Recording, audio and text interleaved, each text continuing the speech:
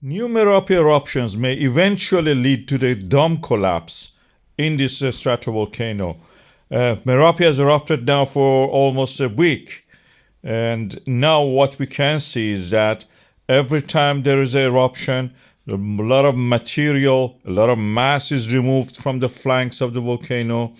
On one side is especially more dangerous. These are the sides toward the west. As we can see, sometimes between the quiet periods, that is it, we have some eruption at the top of the volcano from the main crater.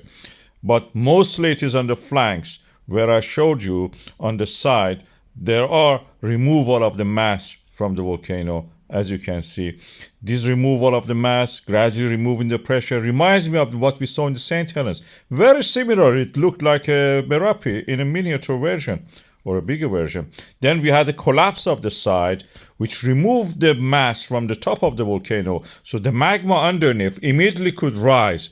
And when it rose and melted the ice and the snow, it led to this explosion. Very impressive explosion. We have a living example of this in the form of the mountain Shiveloch in the Kamchatka of Russia, in the Indo-Pacific Ring of Fire.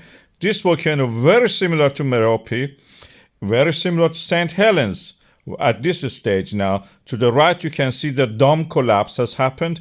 The volcano has lost its right side completely. In the center, you see the viscous dome is forming. It's just lava spewing out, but the whole side to the right is lost.